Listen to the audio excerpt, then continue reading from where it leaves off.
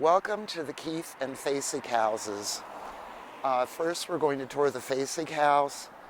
I want to point out the stones that were used to mount and dismount a horse or to get in or get out of a carriage. And then also the house was covered to protect the logs, but we did leave a cutout so that you can see what the original log building looked like. This house originally stood on the west side of the first block of South Charlotte Street, and the last occupant was Anna Mae Fasig, the house was in the Fasig family for years. That's why we call it the Fasig house. It was moved in 1974. The logs were all taken apart, and when they were taken apart, 60% of the logs were rotten and had to be replaced. So this house is much more a reproduction than original. Also, the door was moved from the center to the right-hand side. As we come in the door to the left, we see an old coal stove and also this cabinet. The top shelf is full of slag and pieces of glass that were found at the Stiegel Glass Works, which was over on the corner of Ferdinand and Charlotte. We have kitchen implements in here also. Up here we have a sausage stuffer. You would take the intestine of the pig and clean it out, put it on the end here, put your chopped meat into the top, and then press it down and the meat would go into the sausage casing. The house originally did not have any running water. The house was always one big room like this. Most of these old houses didn't have closets. So you would hang your clothing on pegs or pack it into chests. Here we have an old rope bed. Over time the ropes would sag, so there's a place to put a peg into the bed and turn it to tighten the ropes, and that's where Sleep Tight comes from. The mattress was just a cloth sack, and you would stuff it with any clean dry material you had available. It might be straw, it might be corn husks, sometimes it might even be leaves. And in spring and fall the bedding was replaced, and they were very glad when that happened because then for a while you didn't have bed bugs. And then we also have our chamber pot. On a cold, snowy winter's night, if you had to go to the bathroom in the middle of the night, you didn't want to go out to that freezing latrine, so you would use the chamber pot. And in the morning it would be the youngest child who could responsibly walk's job to dump it out and rinse it out. We have the fireplace, which was originally both for heating and cooking. This large pot would have never been in the house. It was for outside, for things like butchering, apple butter making, possibly laundry. The pot that you would have used to cook with, you can see at the back of the fireplace. And we have a few things down here, the candle mold, some jugs, a little stool.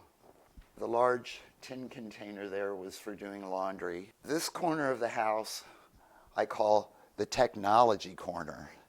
By the Civil War, most wood stoves had been replaced by coal stoves, which were a lot more efficient and you didn't have to chop the wood. Here we have what's known as a Betty lamp.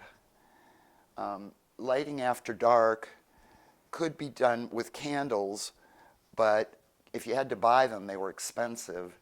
Most people just put tallow, which is fat, in here, and then a little piece of twisted cloth for a wick. Now the thing is with a Betty lamp and tallow, it's stinky, it's smoky, and you have to constantly trim the wick. So candles were preferable, but not everyone had the means. If you knew where there was a bee tree, or if you grew bayberry, you could make candles out of that, but you really have to have a lot of bayberries just to make one candle. You boil them, the fat comes to the top, the wax, you skim it off. So it took a lot of bayberries to make a candle. Eventually, an inside pump was put into the house and a trough so that you could have running water in the house. That happened sometime in the 1800s. Then over here, you have a wringer, which was much preferable to the early washing. When you did your clothes early years, you would use a large kettle like that one over there, build a fire under it, fill it with water, put your lye soap in it, and then take your clothing and rub to try to get the stains out. And you were the agitator with a paddle. You would stir it around. When you thought it was clean enough, you'd take it out and put it on what was known as a battling board. There's a big piece of wood. There were different types. And you would beat the soapy water out with the paddle. And then when it was clean, you'd put it in the rinse water. Same thing, you're the agitator with the paddle. You take it out, put it on the battling board, beat the water out. Then you'd wring it out by hand, spread it on a bush somewhere to dry. So the washboard did a lot better job than just rubbing cloth together. And the wringer, you didn't have to wring it out by hand. So this was a real time saver in the beginning. The ladies were very proud of their white caps and sometimes white aprons. And since there was no bleach, the way that they got them white was by laying them out in the sun on a sunny day, day after day, because the sun will bleach anything, and eventually it would bleach the stain out. Outer garments were not very often washed. They were mainly brushed or aired. It was the undergarments. And most early people in town didn't have a lot of clothing, a couple of outfits, 2, 3 outfits. So wash wasn't really done that often. Up here we have ice picks that were used to haul blocks of ice back in the days of ice boxes before modern refrigerators. And this is a paddle butter churn, which was also another innovation that saved time. The original churns, you were like this all day practically to get butter.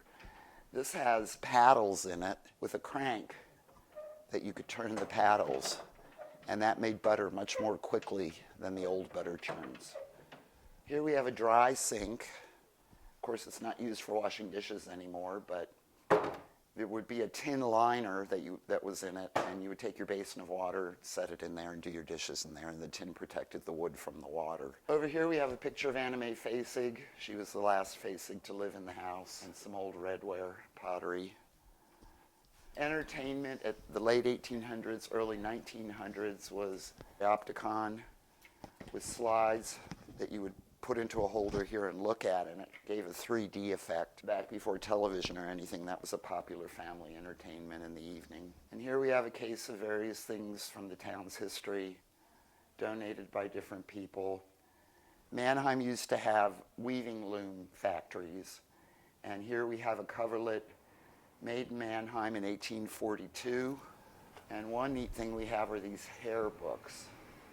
In the mid-1800s, sort of like our autograph books for the kids use now, you would take your family or friend's hair and put it into a book, a lock or whatever, sew it in.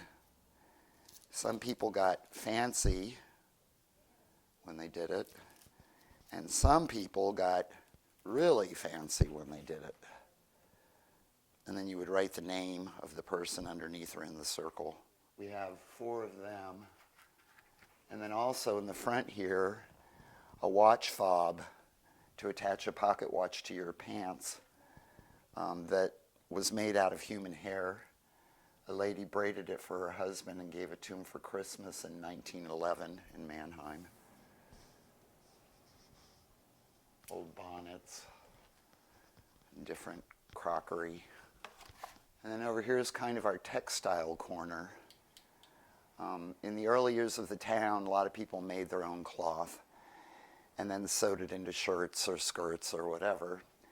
Your materials you had to choose from were either wool or flax, which is a plant that has one line of fiber in each stalk, and that line is what you spun into your thread, and line is where linen came from because that's the type of material that it makes. Or you could make a combination material called linsey-woolsey. So you would spin to get your yarn or your thread, and this yarn winder, wool has memory, and it has to have tension left on it for 3 days after you spin it or it unwinds. So they would wrap it around the winder, and also this could be used to make measurements of wool. You had to spin for roughly 6 days to have a loom work for 1 day. And the spinning was usually done by the mother or the oldest unmarried daughter, which is where a spinster comes from. We have a nice quilt here on a quilt rack. One of the unusual things in our collection is this table. If you would pull the right peg, and it makes a bench. And in the wintertime, back in the days when they were still heating with the fireplace, you could place it in front of the fireplace with the back up and it would help keep heat around you while you were sitting on it. If you had to use the fireplace in the summertime, because really most of the activity in summer was outside, you could put it up and help like cook in there, but still help deflect some of the heat out of the room and back up into the chimney. The original lots that were sold were 800 feet deep, so there was plenty of room for garden and animals. So most people in the summer, they did most of their activities outside, including cooking to try to keep the heat out of the house. We have our wood box over here. Although we really don't build fires here anymore, we did and we could. Our two-man saw, which you can imagine the strength that had to be used. Saw wood with that. And then over here is our lard press. You would put the pig fat or whatever in there and pull the handle down and it would congeal it all into a shape that you could get it into a can or, store it more easily because it wasn't just laying out fat. It was all in a shaped lump. Welcome to the Keath house. It's our second little historic house. This house was originally on the southwest corner of North Main and Colebrook Streets. The society acquired the property in 95 and it was moved in 96. And unlike the Fasig house, the entire house was picked up and put on a flatbed truck and brought here. So all the construction is original. Now the inside is not original because over years people had remodeled. They put in a bathroom upstairs, they ripped out the fireplace.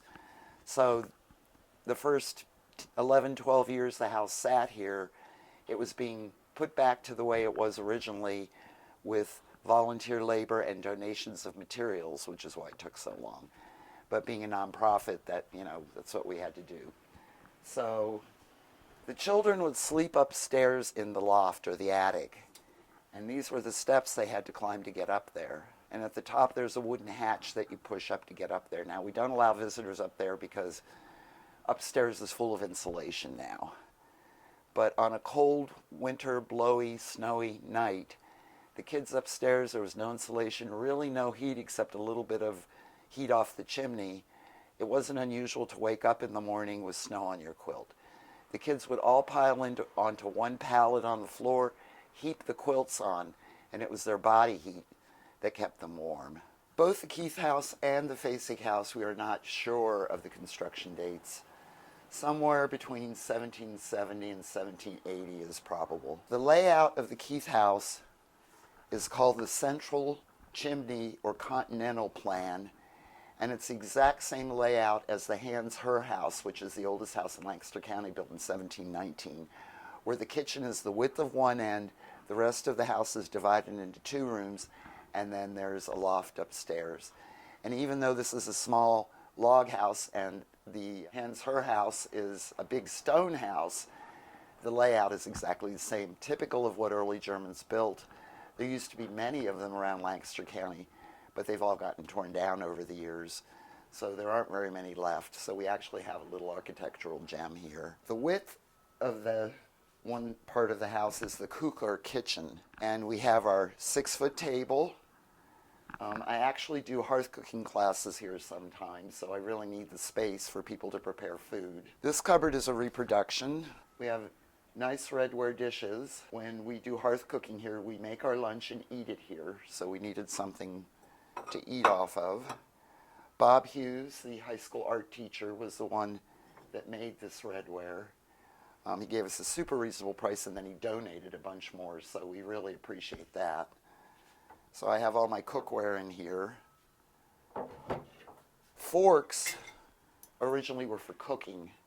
Forks didn't appear on the table to eat with until the late 1800s, the later 1800s.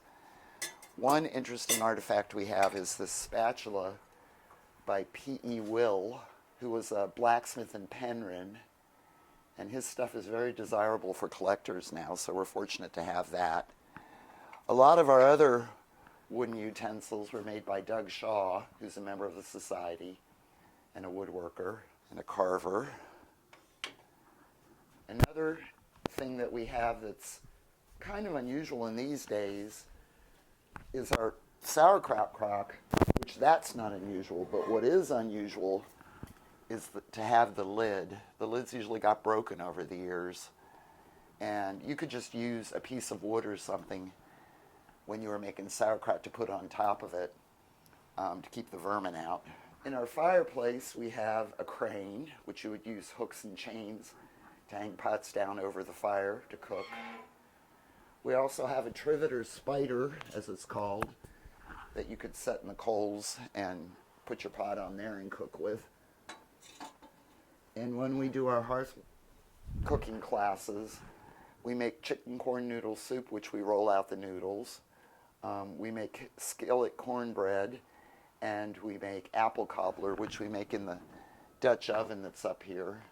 Here's the cooking cast ironware up here that I use. We also have some lovely breadboards made by some of the woodworkers up at Pleasant View Rest Home. They made this big one for me, which is really nice. And implements up here on the mantle, the rye straw basket. Rye straw was specific to the Pennsylvania Germans. No one else used it. This is a coil basket, not a woven basket. The coils just stack on top of each other. The binding material is willow, and it's very, very sturdy for just being rye straw. Like in the Carolinas, they used sweetgrass, they used whatever, but the Pennsylvania Germans were the only ones that used rye. And rye has both rot and pest-resistant qualities, so it made it ideal for storing food, because they were always looking for ways to keep the vermin out of their food. Lannis Valley Farm Museum has over 100 of these, some of them a couple hundred years old in their warehouse. Some even have food residue in the bottom. And out of all those baskets, there's maybe 2 that have mouse chews. Mice don't like to chew through rye straw, so it really made that an ideal material for storing food. Now we're going to go into the Stube, or the parlor or stove room. The low ceilings, sometimes people say, oh, people were shorter back then. Well, that's generally true. Nutrition has caused generally people to be taller. But George Washington was 6 foot tall, so there were tall people. You have the ceiling high, the heat all goes up there. So the ceilings were low, and the less space you had to heat, the less wood you had to chop for the winter to heat it, which is part of why the houses were so small. Glass windows. Stiegel was one of the very few colonial glass makers. Most of the glass in colonial times came from Europe on a ship, so it was expensive. So the average person did not ordinarily have a lot of windows in their house. If you had a lot of windows, you were wealthy, and you showed them off. Stiegel did make window glass, but you had to have the money to buy it. So there may have been more windows in Manheim than your average town, but most average people covered their windows with either oiled paper or oiled hide, which let in some light, was somewhat water resistant, but when the weather got bad, you would close the shutters. The cabinet in the corner is artifacts that were found when the house was moved, picked up and moved here. This house from 1797, we have a record there was a blacksmith shop out back. Throughout the history of the house, there was a blacksmith shop associated with the house. So some of the implements on the bottom there on the side you can see are consistent with a blacksmith and things that a blacksmith would have made. And here on the wall is the original plat or plot deed for the property when it was sold from William Henry Stiegel to the first buyer. In the wintertime, everyone would gather in here. The main source of heat was the radiant heat off the wall of the fireplace. Coin money was not easy to come by in the early days of the town. So a lot of things were done by barter. Like if mom had extra butter or if she had extra eggs, she would take them to the merchant, and there was surely a merchant from Manheim from the beginning, and get a credit, and then she could use it to get things that she couldn't make herself, like sewing needles or cooking pots. So if you had the money, your family might have bought a 6-plate stove, which is just 6 plates of metal to make a box. And the stovepipe would have run up into the back of the main chimney, and that would have provided some heat. Now, if your family didn't have means to get a stove like that, everyone in here, and they had large families, so there could have been 8 people, 10 people sitting in here, everyone wore a fair amount of clothing. You'd close the shutters, stoke up the fireplace, and this room would get relatively warm. Their idea of warm wasn't the same idea as ours nowadays. If it was 15 degrees out and they got this room to 60 degrees, they thought it was warm. An activity in the winter that would have been done inside, maybe Dad would have worked on repairing harness or something like that he didn't have time for during the summer. Mom or the kids might have used this tape loom that's on the table. It is an actual loom. You can see there's a hole, there's a slot, there's a hole, there's a slot. So you thread it, pull it up, and run the shuttlecock through it, which is right here, and then you pull it down and run it through. So it's actual weaving. Here's a pair of apron strings that were made on this loom. I think just about maybe 7 of the openings were used for this. If you use them all to thread it, you could probably get a piece, it was called tape, about that wide. So if you needed like a strap for your powder horn, or the women use this to, you can make it as long as you want, you're only limited to the width.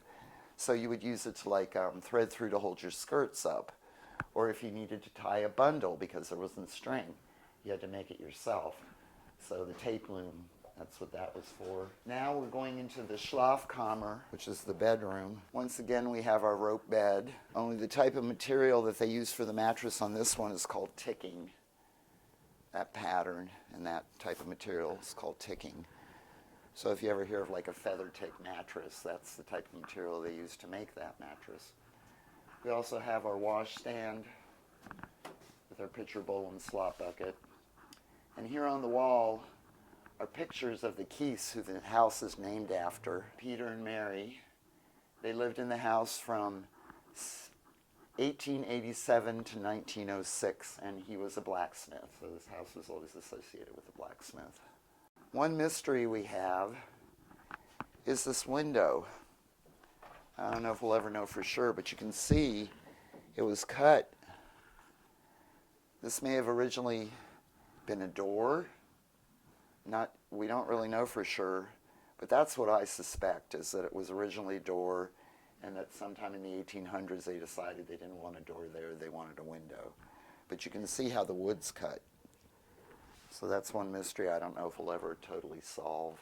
Another interesting thing is this log, the way it's cut.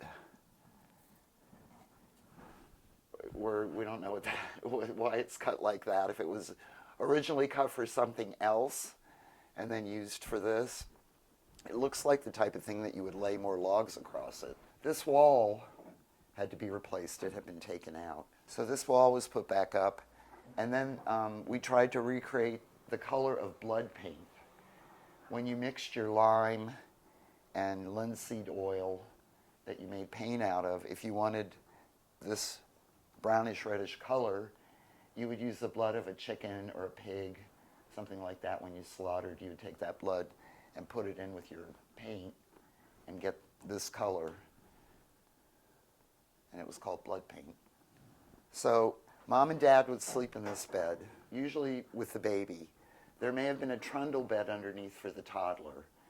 When the next baby came, the toddler went upstairs, and the new baby would be in bed, and the last baby would go into the trundle bed. And then the kids would just all go upstairs and pile together to sleep. Another interesting thing are these old key boxes, the old lock boxes, that have these humongous keys to open and close the lock. One thing I want to just talk about briefly is the clothing. The men usually wore breeches that went down to just below their knees and long socks. Pennsylvania German clothing is different from English clothing of the colonial period. The Pennsylvania German ladies really tried to show no skin or hair. So they really covered up. So you had your shirt, your chemise, and then you'd have a scarf to go over it, trying to cover up any flesh that might be showing. And the ladies in the countryside wore shorter skirts than the ladies in town because they didn't want their skirts dragging through the farmyard where manure and stuff was, so you could tell if a lady lived in town or in the country by how short her skirt was. What else? Of course, you had your cap, and you always wanted to keep it nice and white. In the wintertime, when it was chilly, you had your shawl, and you might have a heavier cloak.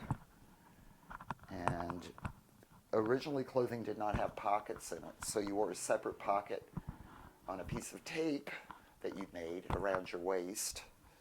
And everybody, of course, had their aprons. Often you had a show or fancy apron to go to church, and then your work apron, which was usually dirty or had holes burned in it or whatever.